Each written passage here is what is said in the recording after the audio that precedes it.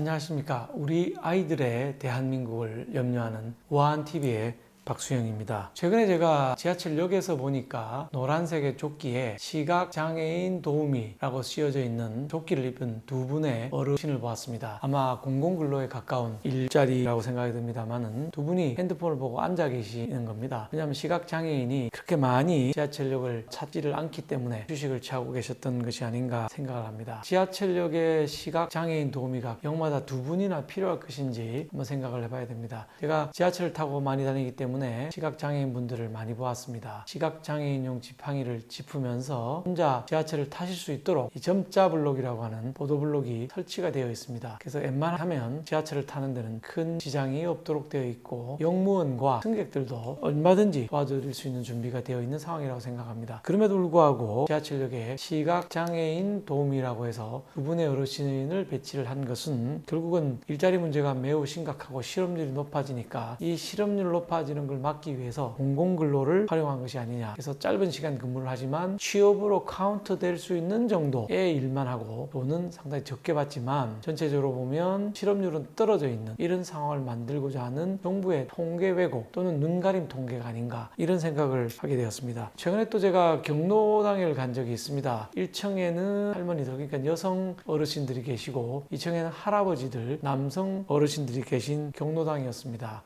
가보니까 1층에 2명의 도우미, 2층에 또 2명의 도우미가 배치가 돼서 4분의 도우미들이 도와드리고 있었습니다. 제가 인사를 드리고 나오는데 할아버지 한 분이 이렇게 말씀을 하십니다. 이 조그마한 경로당에 사실 한 사람만 있으면 도우미로 충분한데 편하기는 하지만 4명이나 도우미를 배치하면 저 도우미 돈은 누가 내는 겁니까? 라고 물어보시는 겁니다. 당연히 구청이나 시청에서 예산으로 지급이 되는 돈이겠죠. 공공근로니까. 시각장애인 도우미나 마찬가지라고 생각합니다. 한 분이면 족한 도우미를 4분이나 써서 세금이 나가고 근데 결국은 일자리에 질은 좋지 않습니다만은 통계적으로는 취업한 걸로 나타나는 이런 결과를 가져오게 됩니다. 공무원들도 마찬가지인데 공공근로 하시는 분들과 공무원들 하시는 일은 저희 경제학에서 말하는 후방 효과가 없는 일자리들입니다. 그 일만 하면 그걸로 끝이라는 거죠. 무슨 뜻인가 하면 저희가 저 핸드폰을 쓰고 있습니다만은 이런 모바일 폰의 경우에 한 2,000개 이상의 부품이 들어가게 됩니다. 그러면은 삼성전자나 LG전자가 핸드폰을 만들지만은 삼성이나 LG 이외의 협력업체들이 이 2, 3천 개의 부품을 만들기 위해서 생겨나는 것이죠.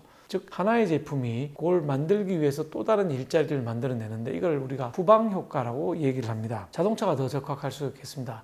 현대자동차에서 그랜저 자동차 한 대를 만들어내는 데는 약 25,000 개의 부품이 들어가게 됩니다. 현대가 이 모든 부품을 만드는 것이 아닙니다. 현대자동차의 협력업체들이 이 부품들을 만듭니다. 1차, 2차, 3차, 4차 밴드까지 이렇게 있는데 이 일자리들이 자동차 한 대 때문에 생겨나는 것이죠. 아까 말씀드린 공무원 또는 지하철역의 시각장애인 도우미 또는 경로당의 도우미 4분 이런 분들하고 자동차를 비교해 보시면 제가 말씀드리는 후방 효과가 어떤 것인지 명확하게 아실 수 있을 것입니다. 앞에 말씀드린 공무원과 도우미들은 돕고는 있지만 그 후방에 다른 1차, 2차, 3차 산업이 생겨날 여지가 없고 민간이 투자하는 것은 후방 효과가 생겨나는 것입니다. 따라서 우리가 세금으로 무슨 일을 한다고 생각하면 후방 효과가 있는 민간 기업의 돈을 더 빼내가지고 후방 효과를 줄이면서 이 돈으로 후방 효과가 없는 공무원이나 공공근로 일자리를 만들게 되는 것이죠. 국가 전체적으로 보면 세금을 걷지 않았으면 민간 기업의 협력업체들이 더 많이 생기고 일자리가 더 많이 생겼을 것인데 그걸 뺏어서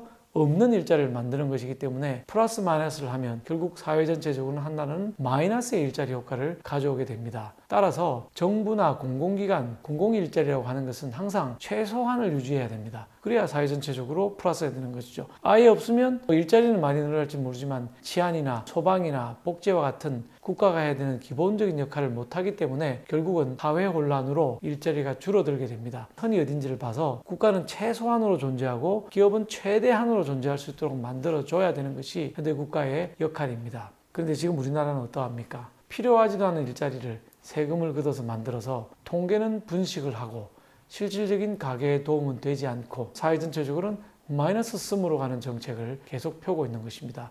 참으로 한심하고 참으로 단견이라고 할 수 있겠습니다. 제발 빨리 정권이 바뀌든지 정부가 정신을 차리든지 해서 제대로 된 경제정책을 펴고 통계 분식을 하는 이런 안타까운 일은 대한민국에서는 없어졌으면 좋겠습니다. 우리 아이들이 살아갈 제대로 된 대한민국을 그려봅니다. 이상 우아한TV의 박수영이었습니다. 감사합니다.